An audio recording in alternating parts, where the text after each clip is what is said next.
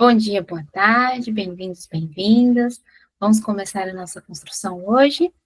Então, quem poderia assumir o guardião do tempo para a gente poder organizar? A sugestão do guardião. Ninguém? Pode ser eu. Então, agradecida, Luiz. Tudo bem acordarmos 5 minutos? Se precisarmos de mais, é só se colocar. Alguém poderia assumir o guardião ou a guardiã das mãozinhas hoje? Que é a pessoa que vê as mãozinhas levantadas com relação às perguntas. Bom dia, Maria Antônia, bem-vinda. Uma maravilhosa tarde também.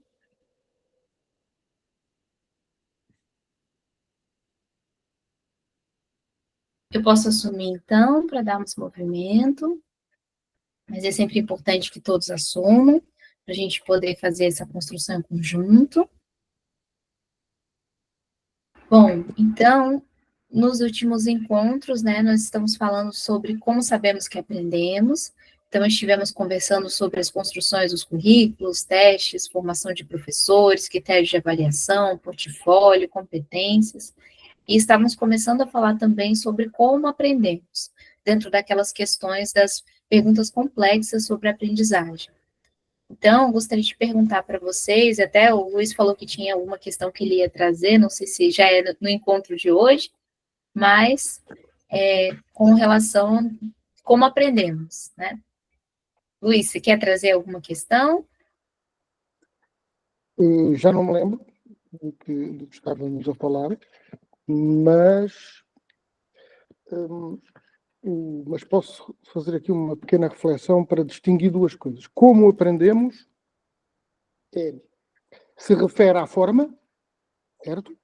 Ou se refere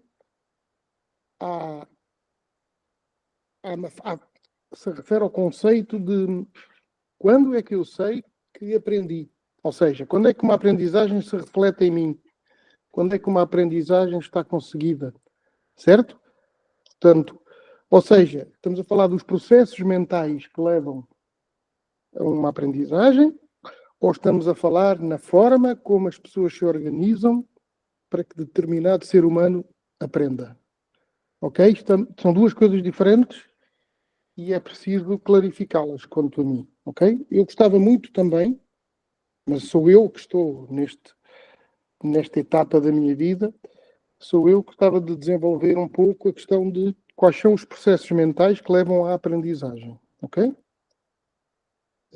Distinguindo, se calhar, aprendizagem de memória, ou quem sabe dizer que a memória é um pouco de aprendizagem.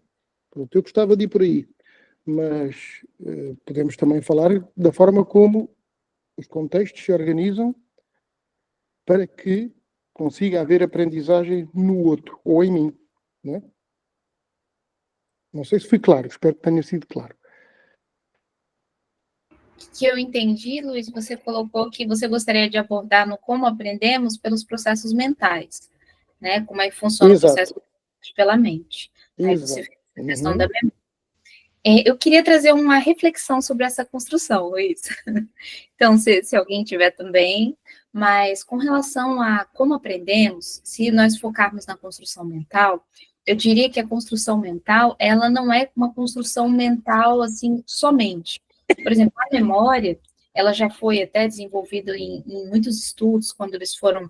Eu não vou lembrar o nome, acho que é Bobley, que é um dos autores, que fala sobre a construção do vínculo. O vínculo que ele está correlacionado a uma construção da memória, embora nós tenhamos a memória mental, ela é uma memória emocional.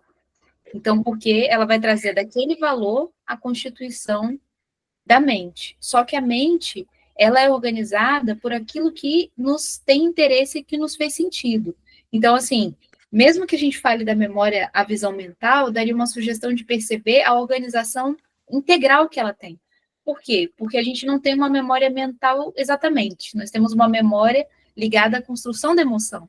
Quando nós lembramos de alguma questão, ela está ligada a um sentimento que nós tivemos. Então, ela é integrada com o processo afetivo e instintivo. Por exemplo, o nosso corpo tem a memória com referência a você ter feito alguma coisa, que liga a sua emoção, que liga a mente.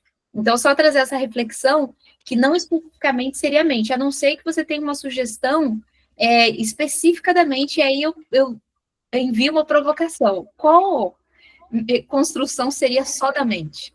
Porque, assim, nós podemos trazer uma reflexão sobre isso.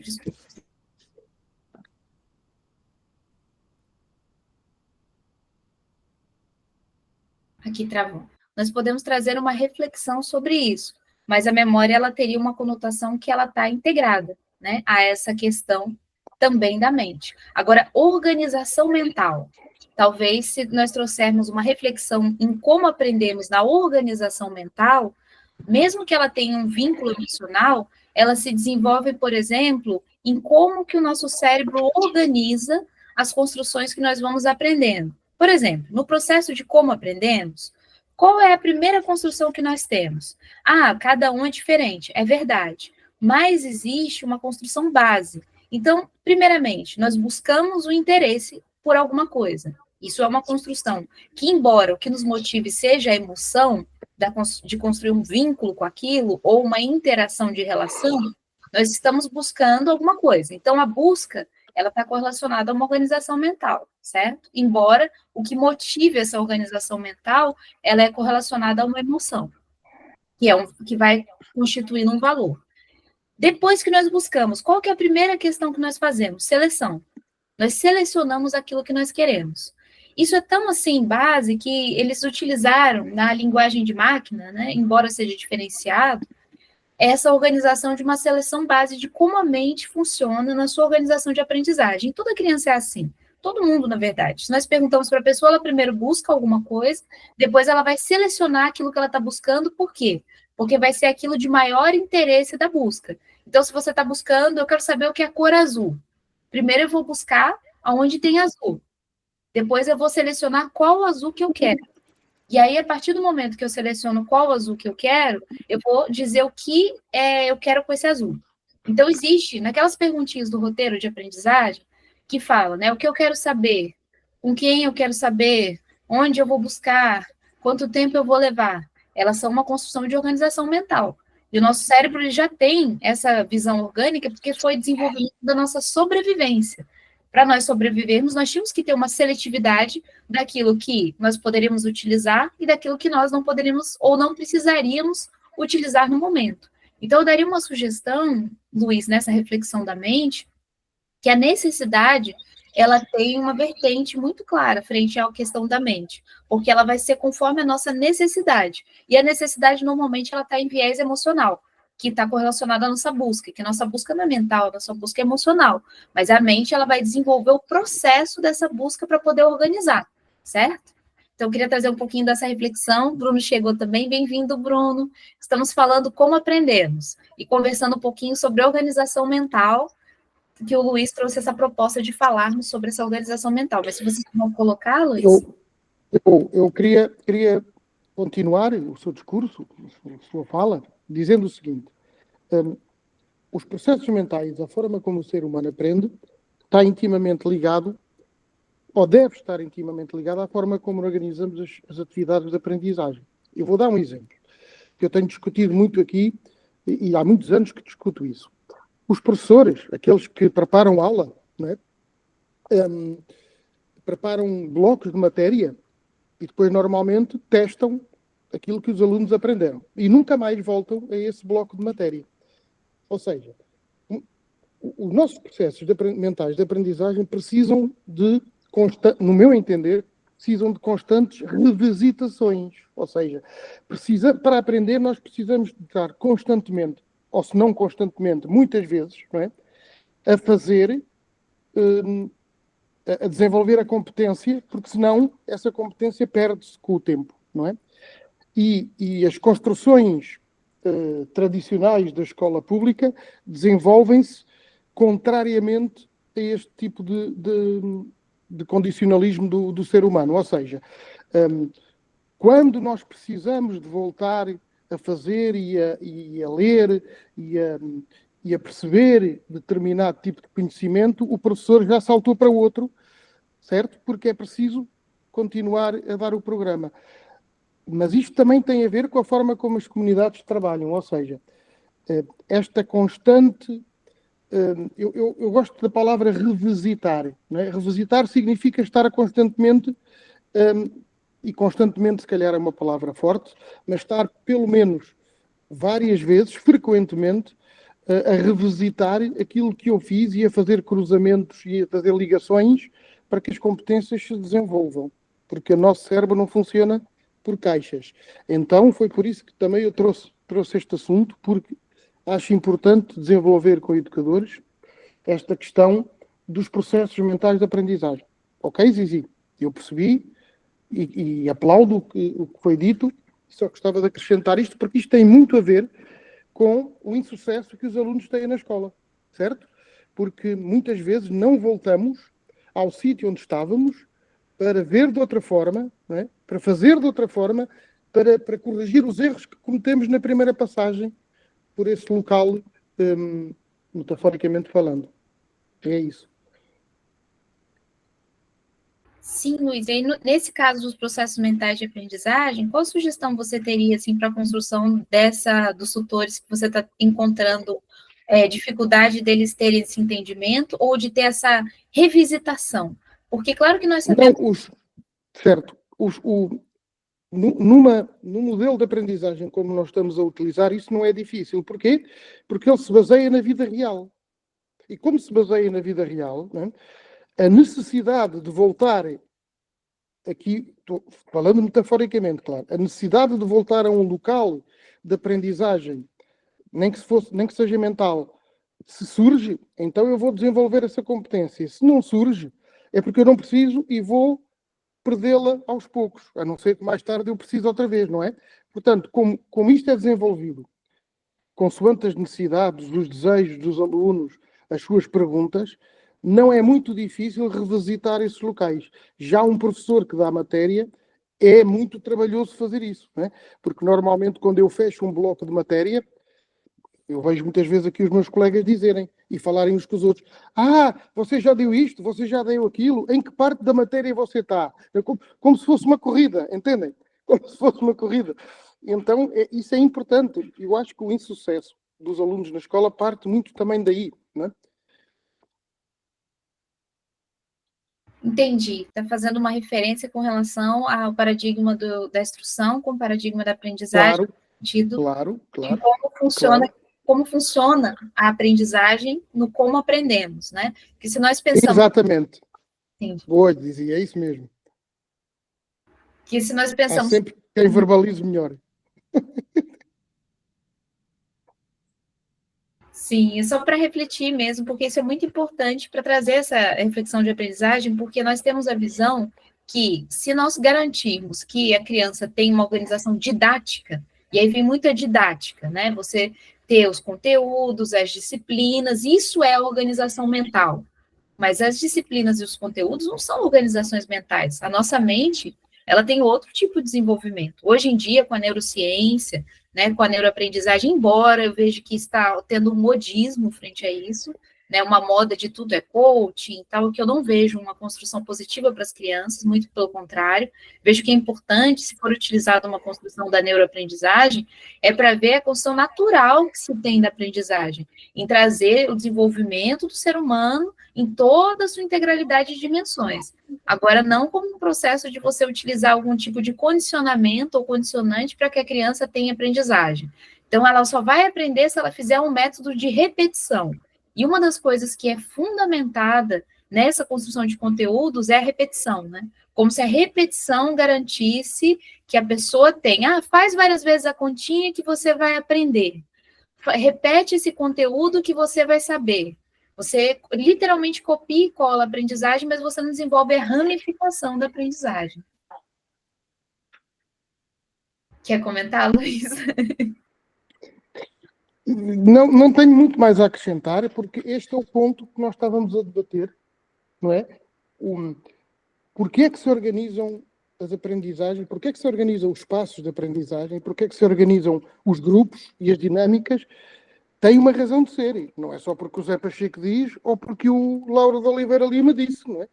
Tem uma razão de ser, tem uma razão científica de ser, não é?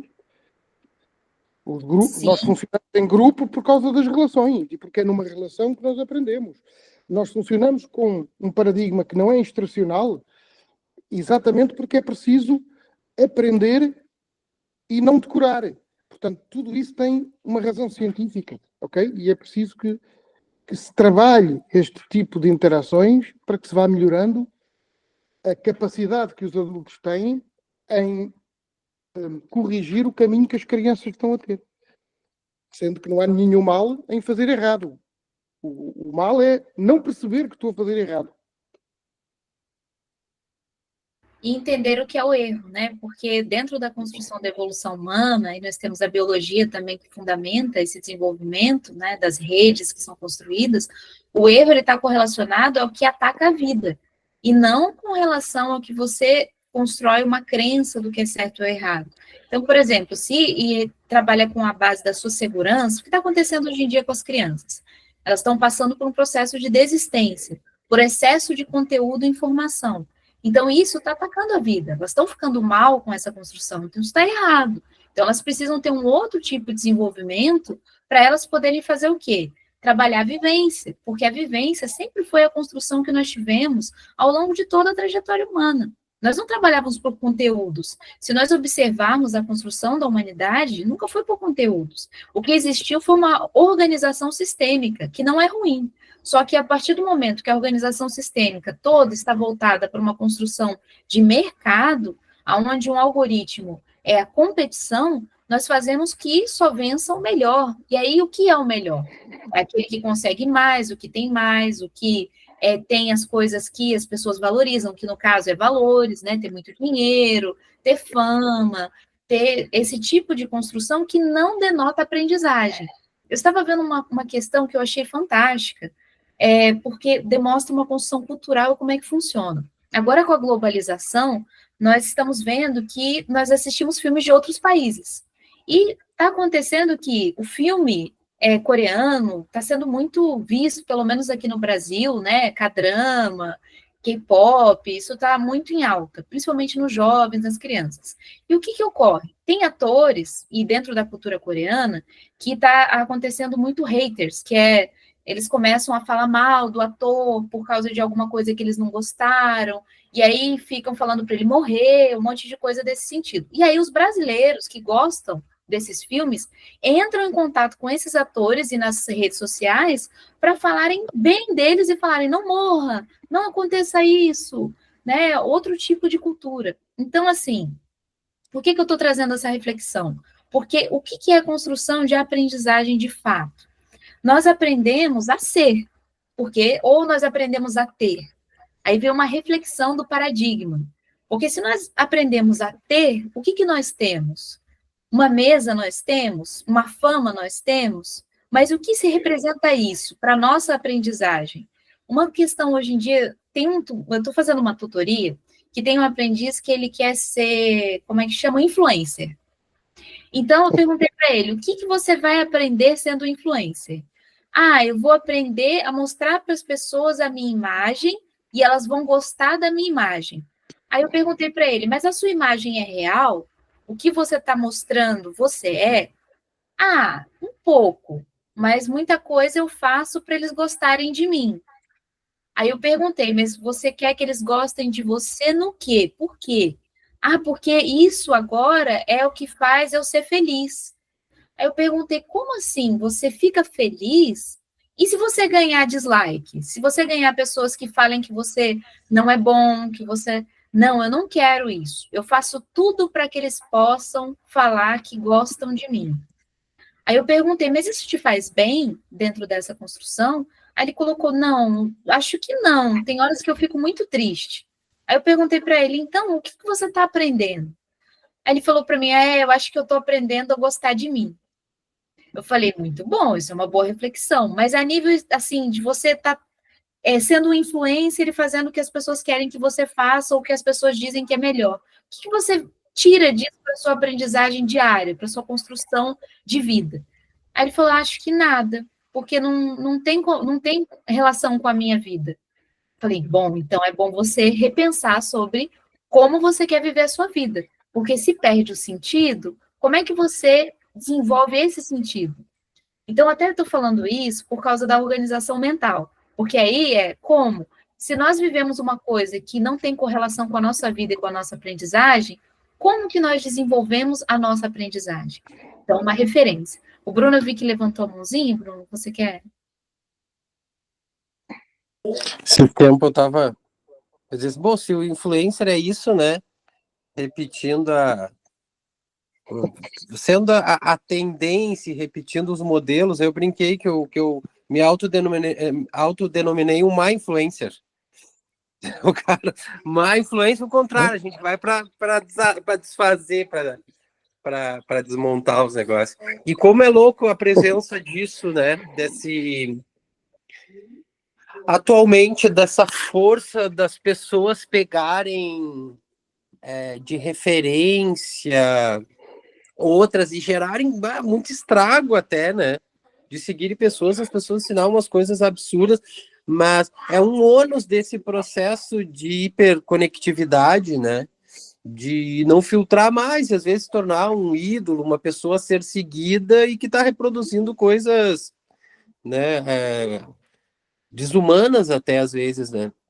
Isso é uma coisa, um papel bem importante da escola também, em ajudar essa galera, porque enquanto as escolas estão ali preocupadas em decorar matéria de geografia, de português, de história, as crianças estão aprendendo, tendo como referência uma galera, assim, muitas vezes sem ética, sem escrúpulo, e aí a gente acha, tô super influenciando a vida dos meus alunos, ensinando substantivo, adjetivo e predicado, e quem está ditando o comportamento, a visão de mundo, não é os educadores, que por pior das hipóteses, a maioria está bem intencionado.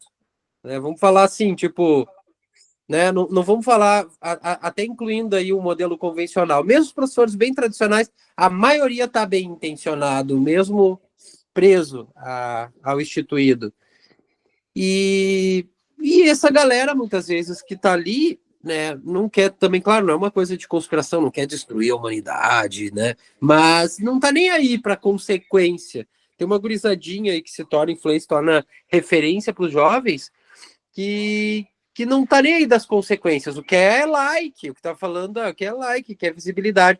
Então ensina. Eu vejo assim, o quanto se tornou essa coisa do trollar, como se tornou presente e é um negócio totalmente disseminado pela internet. Ah, vou trollar. Pô, é sacanear um ou outro, é perturbar a paz do outro, e isso se torna como se fosse uma coisa legal, né?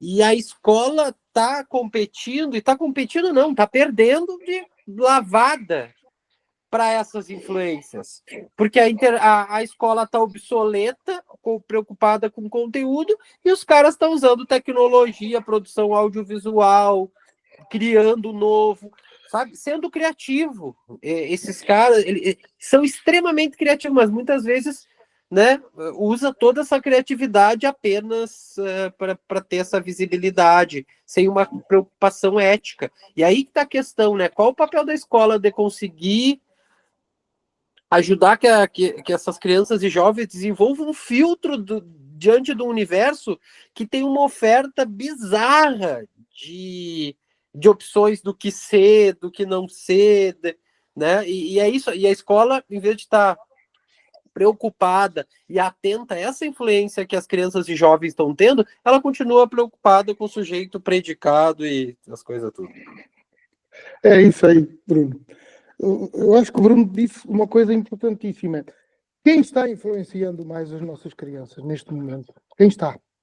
A escola está perdendo. Aos pontos. A escola está perdendo de 10-0 neste momento. Eu não sei se estão aqui portugueses, eu acho que sim. Neste momento em Portugal há uma polémica muito grande. Está um influencer que, online, admitiu que cometeu vários crimes. Né? Naquela do eu sou muito bom, ninguém me toca, ninguém me vence, eu não sou imputável, posso dizer tudo, e foi apanhado, né? E até teve que fugir para Angola agora. Ele diz que não fugiu, mas pronto. E é isso, vale tudo online e as crianças são influenciadas, se eu for a dever, todos somos influenciadores, né? Todos somos influenciadores uns dos outros. O problema é que estes que são as más influências estão ganhando. Eu até já falo brasileiro, meu Deus. Estão a ganhar por muitos. E a escola não se enxerga. Boa fala, Bruno. Muito bom. Então, eu queria trazer essa referência porque a gente está falando sobre como aprendemos, né? E a influência está correlacionada diretamente sobre essa construção de como aprendemos. Porque quando nós estamos interagindo com o meio, de que meio nós estamos falando? Se nós valorizamos mais a construção de um meio tecnológico, infelizmente, até pela ONU, pela Unesco, foi colocado sobre a integração da inteligência artificial, né, como um desenvolvimento de aprendizagem, no momento que nós estamos perdendo nossas habilidades até psicomotoras, né? As crianças estão com dificuldade, e os jovens, de correr. Elas estão com dificuldades práticas. A coluna das crianças, dos jovens, estão tendo problemas. Então, nós estamos passando, assim, por uma fase que, se nós não revermos o que é, de fato, esse aprendizado, que o nosso corpo ele tem um desenvolvimento próprio orgânico, que ele precisa interagir com o meio para ele poder descobrir e entender o que é essa construção de aprendizagem. Por exemplo, caminhar. Boa tarde, quem está chegando, acho que é o G. Então, caminhar é um desenvolvimento de quê? É um desenvolvimento... é Jennifer, bem-vinda! Que bom que você pôde vir, Jennifer. Ela está aqui com a gente já há alguns anos. Olá!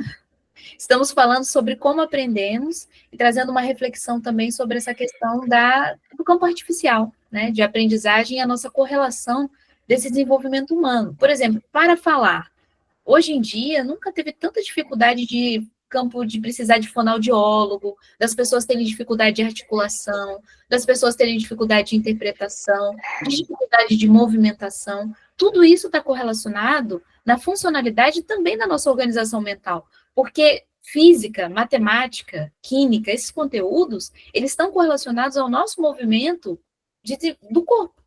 O que é você, por exemplo, conseguir, no momento que vir uma bola para você, você conseguir desviar? Isso é físico. O nosso cérebro ele tem um desenvolvimento ao qual ele faz um cálculo para nós conseguirmos mover o nosso corpo. Mas se nós não temos o nosso desenvolvimento do corpo, nós não conseguimos reagir. Mesmo que nosso cérebro fale, olha, o cálculo é para cá, mas como nós nos desenvolvemos, nós não sabemos fazer o cálculo exato para poder desviar, né? Então, essa importância de perceber que a nossa habilidade, o Luiz estava falando sobre a questão da competência na construção da aprendizagem, que competências nós precisamos desenvolver para a funcionalidade de como aprendemos? Competência de estarmos vivos, vejo que seria a primeira, né? Porque se nós pensarmos que queremos morrer, já tem alguma coisa muito errada. Se nós estamos vivos é para viver. Então, se as crianças já estão desenvolvendo uma competência de morte, tem algo errado. Elas estão precisando voltar a viver, voltar a interagir, para que elas possam ter o quê? O sentido da vida. E qual é o sentido da vida? O sentido da vida não é só a gente comer, dormir e reproduzir. Com certeza não. Nós conseguimos ter a relação humana. Então, a relação humana ela é muito a chave para essa construção de como aprendemos. Porque nós sempre desenvolvemos a nossa aprendizagem por relação. No momento que nós começamos a nos comunicarmos, né, fazer o a, né, olhar e começar a fazer a nossa construção de linguagem, nós começamos a desenvolver a organização da nossa aprendizagem. Porque nós entendemos o seguinte, que a partir do momento que nós temos o interesse, nós buscamos a partir dali. Dessa busca, nós construímos uma seleção. Dessa seleção, nós vamos fazer uma forma. Dessa forma, nós vamos desenvolver uma forma de repassar essa forma. Ou seja, eu entendi isso aqui, igual a questão do fogo, né? Aprendi que colocando uma batata no fogo, ela cozinha. Então, como é que eu ensino para o próximo que isso? E como é que eu ligo o fogo novamente? Aí nós começamos a construir uma arte. Nessa arte, um engenho, uma forma de fazer que tem uma metodologia, né? Só que ela não é estanque, ela não é para sempre da mesma forma, ela está dinâmica, ela tem uma construção de movimento. Então, esse resgate, o Luiz estava falando desse resgate de reconectar o que seria a nossa aprendizagem raiz, digamos assim, seria justamente para ver o que nós estamos perdendo pela arte artificial, pela construção artificial, que tira o funcionamento da nossa aprendizagem. Porque se nós perdemos as competências do corpo, como que nós vamos desenvolver as competências da mente que se correlacionam ao corpo? E como nós constituímos memórias? Aí nós estamos falando também sobre essa questão da memória. Se a memória tem um vínculo afetivo, mas nós estamos fazendo essa construção a viés, por exemplo, artificial, né? À distância, longe, isso não é um problema. Mas, se isso se torna forma de interação somente, e nós não nos relacionamos mais com o nosso corpo, nós vamos precisar de uma máquina para nos relacionarmos. E o que tem acontecido, por exemplo, dentro da construção das escolas, é cada vez mais computadores, cada vez menos relação e interação com o meio. Então, a pessoa, tem crianças hoje em dia que elas precisam de um computador para se comunicar ou de um celular. Elas não conseguem, elas falam, não, eu não consigo falar com a pessoa, eu tenho vergonha. Aí, como que você tem vergonha de falar com a pessoa e você não tem vergonha pelo computador? Aí ela chegou à seguinte questão, eu não tenho vergonha pelo computador porque lá eu posso ser qualquer coisa. Aí eu perguntei para ela, e você gosta de ser qualquer coisa? Você não quer ser você? Aí ela perguntou para mim, mas eu não sei quem eu sou. Porque já que eu posso ser qualquer coisa no computador e fingir ser um personagem ou fingir ser outra coisa, eu não consigo mais saber quem sou eu. Então, para ver como são esses paradoxos, né, dessa construção de como aprendemos. Porque, claro, nós aprendemos com tudo.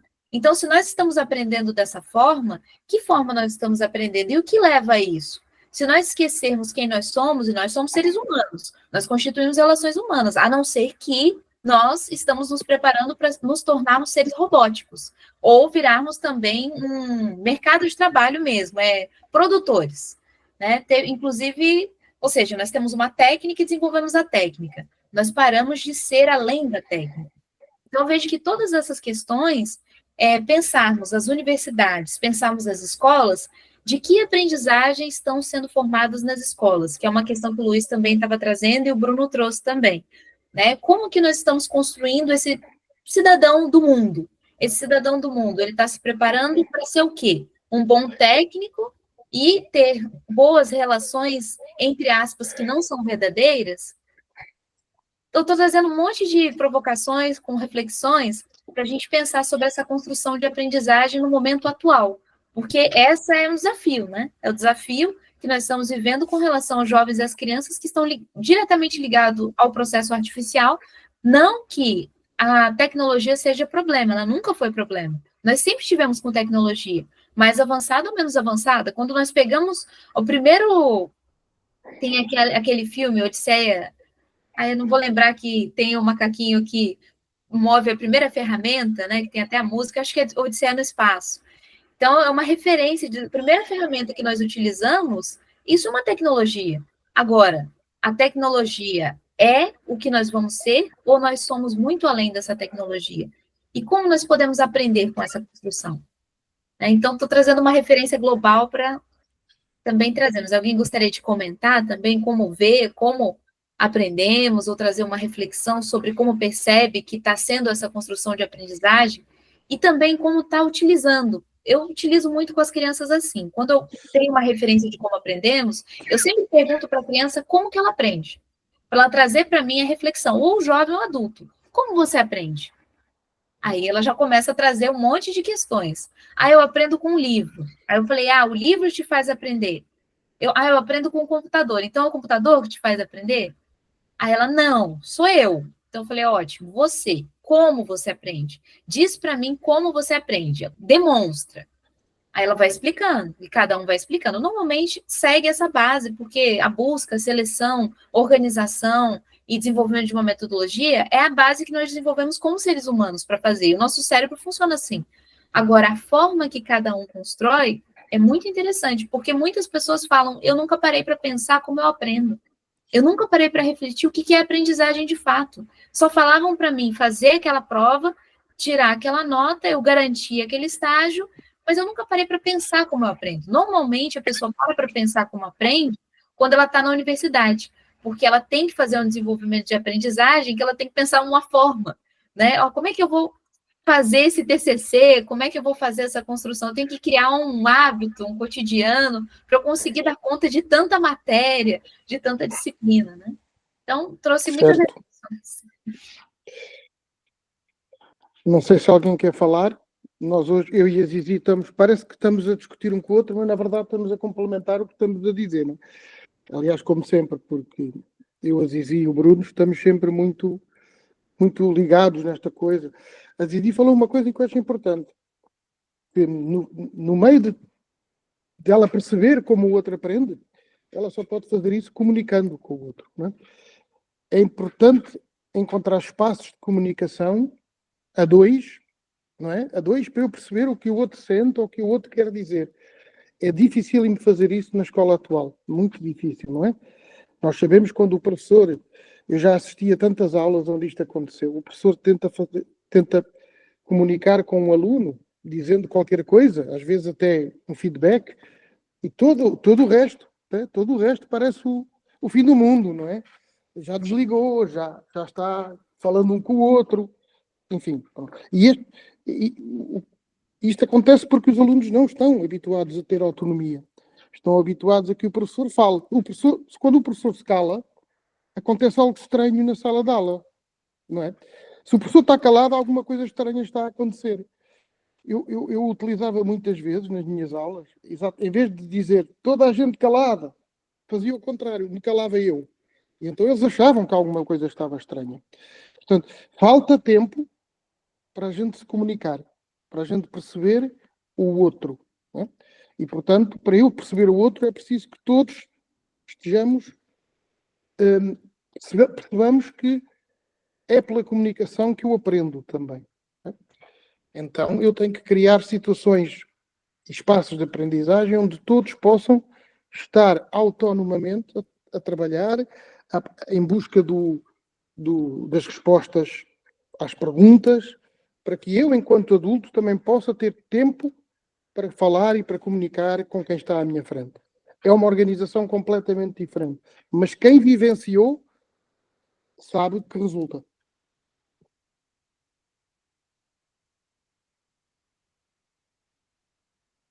Muito bom, Luiz. Hoje o pessoal está animado aqui. Então, pessoal, Tá? como aprender? Não tá? Tá muito animado, né? Como aprendemos? Quem gostaria de trazer a reflexão sobre si mesmo e como percebe essa construção de aprendizagem, né? Porque isso é a base para a gente desenvolver e até conversar com todas as crianças, com jovens ou até com os adultos para fazer essa mudança paradigmática. Porque como aprendemos? Quem gostaria de colocar? Mauro? Olá, bom dia e boa tarde a todos. Infelizmente, eu não estou podendo participar de forma integral, mas estou muito feliz com o que eu estou ouvindo. E queria acrescentar uma coisa que a Zizi falou. Zizi falou quando eu já estava pensando nisso. Assim, o grande ímpeto para nós aprendermos é o ímpeto de estarmos vivos. E estar vivos é estar organicamente vivos e em contato, em diálogo, em comunicação, para usar a palavra do Luiz, com o que nos rodeia, né? Então, a aprendizagem, na minha percepção, ela começa no corpo e ela começa no sensorial, naquilo que nos... Então, quando uma criança vê uma cor que é azul e a gente fala, ó, isso aqui é azul, ela está em comunicação com os sentidos, no caso, o sentido da visão, com o sentido da audição, e ela está acrescentando algum que a gente chamaria de informação ou de conteúdo, mas a origem desse aprendizado é o contraste entre o que é azul e o que não é azul, que a visão percebe, e os significados que isso vem, que é agregado. Olha, vamos pegar aquele copo azul, vamos vestir aquela roupa azul. A gente está dando sentido e incorporando informações que são vitais para a aprendizagem. A Zizi falou uma coisa muito interessante. Se a pessoa está viva, ela está em condição de aprender. Se ela não tiver fome, se ela não tiver curiosidade, ela está profundamente doente e nós precisamos reverter esse quadro. A partir da curiosidade e da fome, né? Eu diria fome, mas a fome não é só de comida, né? É fome de ar, é fome de movimento, é fome de relações, anseio, né? Ânimo vital. E a partir do ânimo vital é que tudo pode ser feito. Inclusive toda a cadeia do que a gente chama de conteúdo, do que a gente chama de relações. E aí, nesse particular, eu sou sempre a pessoa da mesma tecla, né? Eu sempre concluo, no jogo e na arte. O jogo e a arte eles têm algumas características. A arte é uma expressão da liberdade, uma expressão do prazer de fazer, né, e do prazer de comunicar, que a arte ela é, em síntese, uma comunicação do ser. E o jogo, também com a liberdade, mas também com a apreciação das regras, dos limites, do simbólico. E isso são os elementos que eu imagino, sem poder citar no momento, mas que eu imagino que fundamentam toda a aprendizagem posterior. É isso, não queria deixar de contribuir. E estou acompanhando, tá? Estou em silêncio, estou com a câmera fechada, mas estou ligado. Agradecida, Mauro. A Paula está com dificuldade de bateria. Paula, que bom que você está aqui com a gente. Se você quiser fazer alguma colocação também, antes da bateria acabar, bem-vindo. Tá? A Dani colocou aqui do Sorocaba. Vivemos num mundo que a nossa existência não é para desfrutar desse mundo, convivendo uns com os outros. A gente só existe para integrar o mercado de trabalho e é por isso que a nossa sociedade tem esse tipo de escola. Então, reflexão profunda da realidade, né? Só que por isso mesmo que, se já construímos esse tipo de escola de mercado, nós podemos também desconstruir, desaprender e reaprender, trazendo uma aprendizagem humana, né? Porque no final, mesmo que a gente vive isso, nós não estamos bem nessa construção. E isso faz com que nós tenhamos que mudar, porque nós estamos vendo que tantas crianças, jovens e até os adultos, né? Nunca existiram tantas professoras doentes, as professoras estão doentes em classe. Não é só no Brasil, isso é um problema mundial, né? O burnout fez, assim, é considerado mundialmente um problema, né? Porque as professoras, elas entram em catarse, elas não vão aguentando lidar com a forma de repassar conteúdo, você tem aquele tempo, você tem que dar conta dessa matéria. Não é só os alunos que têm que dar conta dos conteúdos da matéria, o professor precisa dar conta também das matérias que ele tem que repassar, porque tem os índices, porque tem os rankings. Então, isso está tudo correlacionado a essa constituição da forma como nós estamos trabalhando a aprendizagem, né? Da nossa forma de construção de aprender.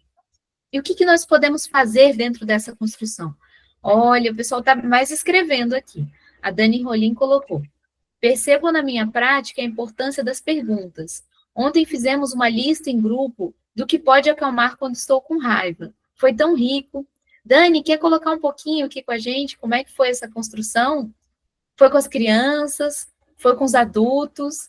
Porque essa construção de raiva é muito interessante trazer os valores, né? Como é que a gente desenvolve aquilo que a gente sente? Nunca é perguntado, né? E isso é tão importante ser trabalhado. As crianças muitas vezes estão com muita raiva, estão com muitas situações que elas não compreendem e elas não sabem o que fazer com isso, porque não é conversado, não é trazido. Na verdade, quantas vezes nós temos pessoas que conversam conosco perguntando o que você faz com a sua raiva? Normalmente engole o choro, respira fundo. Ou o máximo que é dito é, não bata no outro por causa disso.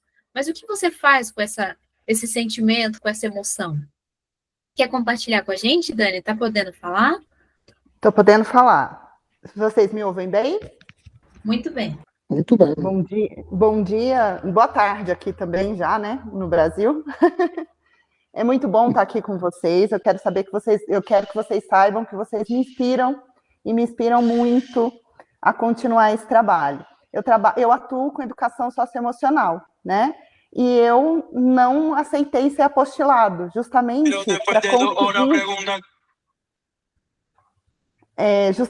para conseguir atuar dentro da realidade daquele contexto. E ontem eu cheguei já mediando um conflito por causa de raiva. E ao mediar o conflito, eu sugeri essa pergunta. O que a gente faz quando a gente está com raiva? O que funciona para vocês? Eram crianças do 2º ano. E todas trouxeram alguma coisa. Uma falou assim, eu tenho um espelho na minha casa, que é o espelho das emoções. E eu me olho no espelho até me acalmar. Outra pegou a cola, passou na mão e falou assim, eu coloco a cola na mão e aí eu deixo secar e eu vou tirando até me acalmar. Outra, eu furo a minha borracha. E aí nós pudemos conversar sobre assim, isso funciona para todo mundo? Quem tentar furar a borracha vai funcionar para todo mundo? Não, não vai funcionar para todo mundo, mas a gente pode experimentar. Vamos construir essa lista juntos? E cada um vai experimentar o que funciona para si mesmo, e depois a gente volta a conversar sobre isso. E a comunicação dentro de um contexto real. E isso está fazendo toda a diferença. E as crianças me trazem questões como, olha, a maioria dos adultos não sabe que a gente tem sentimentos. Você sabia que a maioria dos adultos não sabem que a gente tem sentimentos? Aí eu pergunto, aí eu vou com uma outra pergunta, por isso que eu estou batendo na tecla da importância das perguntas mais do que das respostas. Tá, mas quando isso aconteceu? Como que foi isso? Por que você está me dizendo isso, né? O que aconteceu para você ter essa constatação de que a maioria dos adultos não sabem que as crianças têm sentimentos? Ah, eu estava no pátio e me machuquei.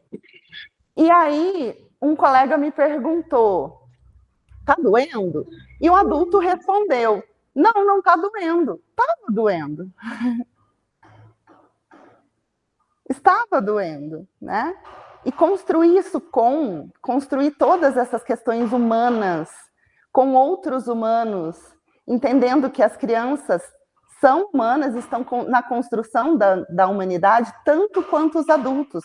Porque nós não viemos de uma cultura que também foi perguntado a esses adultos o que fazer com os sentimentos, o que fazer quando estão com raiva. Então, a gente se vê numa posição de estar ali na mediação, mas inclusive na nossa mediação interna, porque também nós não aprendemos.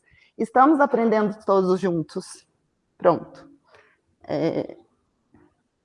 E aí frisar a questão das perguntas, né? E da importância das perguntas nesse aprender. Gratidão, gente. Muito boa colocação, Dani. Isso é muito importante, porque como aprendemos, está ligado a como aprendemos as nossas emoções também, né? O Luiz trouxe a reflexão de como aprendemos a nível da mente, da nossa organização, que é integrado, claro, a emoção também, mas como aprendemos essa construção de emoção? Porque isso já foi, inclusive, cientificamente verificado. Quando nós temos qualquer processo emocional, nós temos dificuldade de aprendizagem. O vínculo da aprendizagem ocorre pela nossa construção de emoção, né? Olha, acho que a Jennifer vai falar conosco. Ela colocou, nossa maioria dos adultos dizem já passou. Quer colocar, Jennifer, por favor? E desvaloriza o sentimento.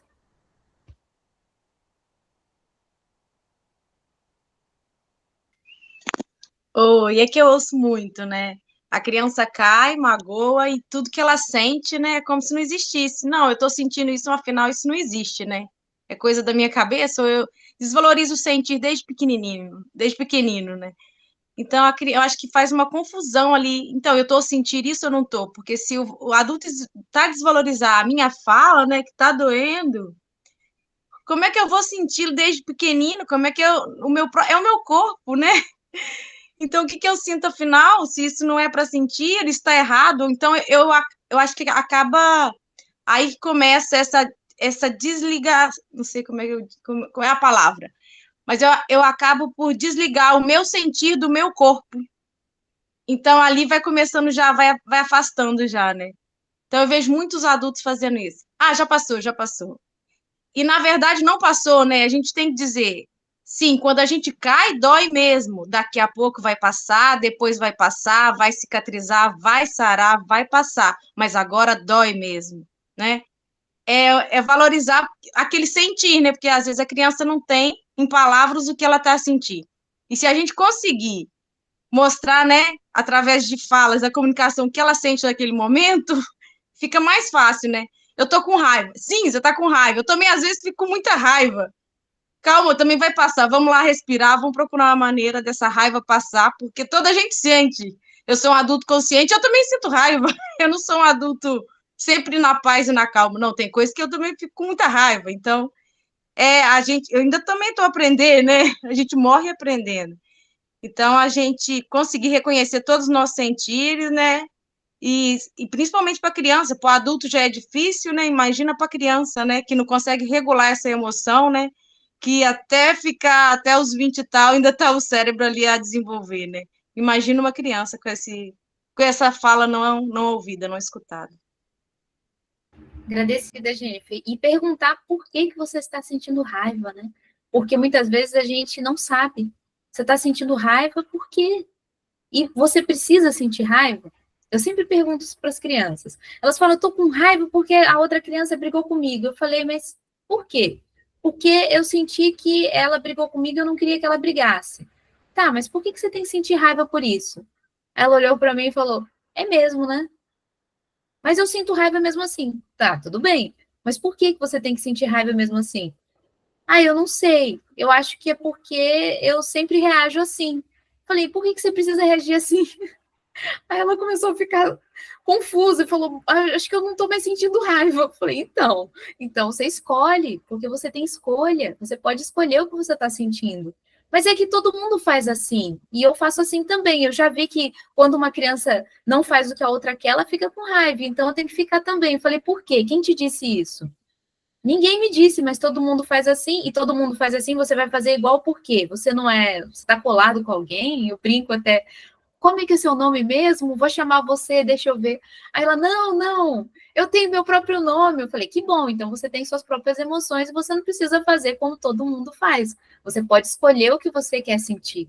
Ah, mas se eu não ficar com raiva na hora que fizerem isso, como é que vai ser?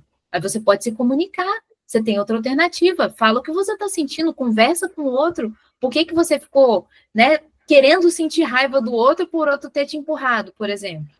Aí a criança já começa a ter outra visão, porque ela percebe que ela não precisa reagir, ter o estímulo-resposta sempre igual. Ela pode escolher o que ela quer sentir, porque nós somos assim também. A gente não precisa sentir raiva quando alguém deixa a gente chateado. A gente pode escolher o que a gente quer sentir. Por que a gente tem que reagir sempre como todo mundo reage? Então, eu queria trazer só uma reflexão também sobre essa questão, que ajuda a gente a sair desse condicionamento também do sentir, né? Alguém nos machucou, a gente tem que ficar com raiva da pessoa e atacar a pessoa porque nos machucou. Será? Deixa essa pergunta, a gente pode reagir de outra forma, né? Mas eu vi que a Maria Antônia está com a mãozinha levantada, agradecida, gente.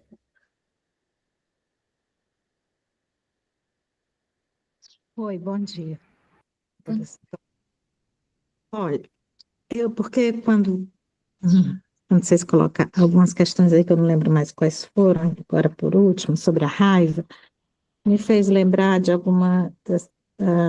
de algumas questões relacionadas com as temporalidades, não é? Que é um conceito do campo da história. E aí, quer dizer, resumindo, dos tempos diferentes que nós vivemos e dos tempos diferentes, sobretudo que as crianças vivem, mas também com os adultos. Eu consegui levar essas questões com as minhas filhas e tenho conseguido com os meus alunos, sempre que eu posso, fazendo comparações mesmo com as diversas experiências. Adoro esse conceito de experiência, adoro pensar que podemos fazer coisas diferentes e que não necessariamente que isso precisa ser conflituoso, e não necessariamente que ser conflituoso seja um problema negativo, né? Ele é um problema positivo, né? Então, assim, e sobretudo em sala de aula, e não sou eu que inventei essa prática, né? Ela está aí permeando as nossas conversas. Então, assim, nesse sentido, eu vou dar um exemplo de uma coisa assim que parece banal, mas para dar um exemplo de como eu consegui conduzir. Uma vez minha filha mais nova, chegou revoltada, dizendo que ela e as colegas dela estavam conversando sobre fazer reclamação com uma supervisora da escola, que a supervisora era muito chata, ficava pegando no pé delas na hora do intervalo, em outros momentos, quando eles saíam pelos corredores, essa coisa que toda escola tem, pelo menos aqui na época que elas tinham, eu não sei como é que está funcionando hoje, acho que ainda tem. E aí, elas disseram que essa professora nem se colocar direito sabia, que nem falar direito, foi essa expressão que ela usou, sabia, e ficava dando bronca nelas. Aí eu fiquei muito preocupada com isso, sabe, porque expressou um preconceito que eu não gostei. Aí ela ficou me explicando o que é que ela dizia, como é que ela se expressava e etc. Aí eu falei para ela o seguinte, eu disse, olha, é importante você perceber que na escola tem pessoas de diversas formas e diversas formações e diversas experiências de vida e etc. E a tia, vamos chamar de tia Gorete, né? E a tia Gorete, eu conversei com ela, disse, ela inclusive, na forma de contratação que a escola tem, nem sempre a escola contrata pessoas, enfim, eu expliquei das diversas diferenças que possíveis de serem encontradas na escola e que era importante que ela aprendesse a conviver com isso, entender qual era o papel da tia Gorete na escola. Ao invés de criar de pensar que a tia Gorete não precisava estar na escola, que as crianças não precisavam de controle, né? Eu fiz ela entender o contrário. E assim, eu acho interessante que eu tenho umas colegas que será assim, Maria Antônia, eu não entendo como é que tu consegue criar teus filhos desse jeito, porque parece que tu faz uma lavagem cerebral nelas. E aí, bem rapidinho, era comparando com a experiência negativa que nós tivemos quando eu me separei, porque essas minhas colegas diziam que tinha um irmão que era separado e que a criança era muito revoltada com o pai e com a mãe, e passou a dar problema na escola e etc., e ela se admirava das minhas filhas não darem. Mas aí é que entra esse diálogo e essa reflexão sobre as raivas e sobre os sentimentos, porque uma coisa que eu acho importante é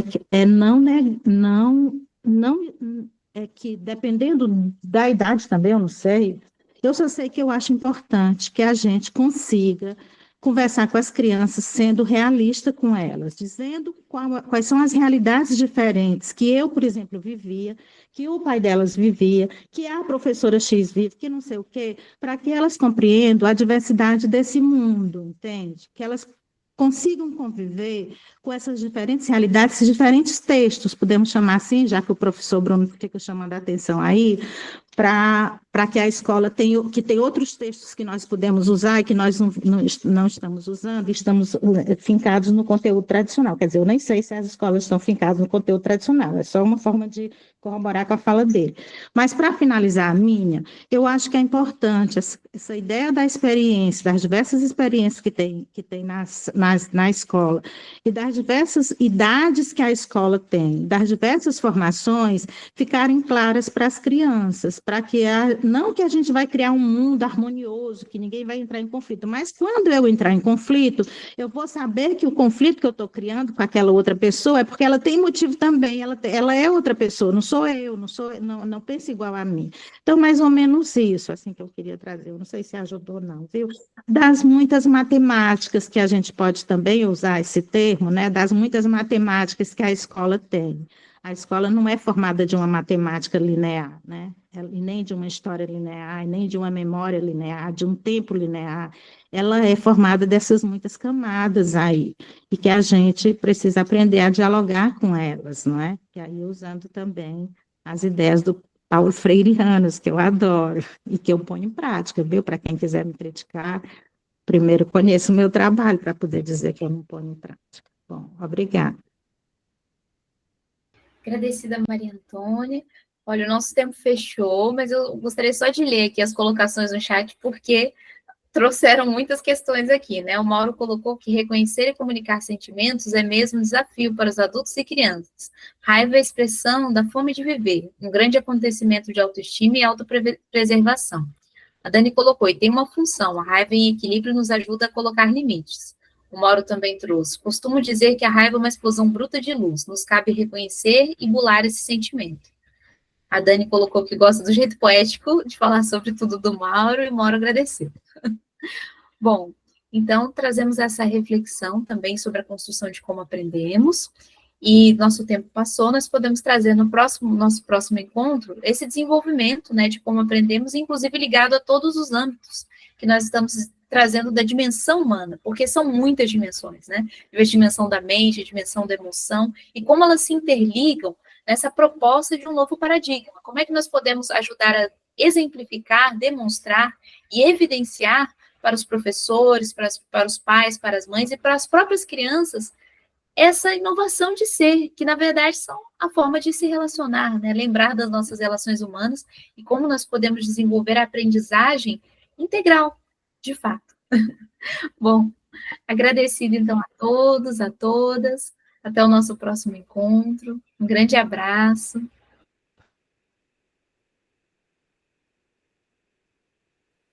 Obrigada, até a próxima.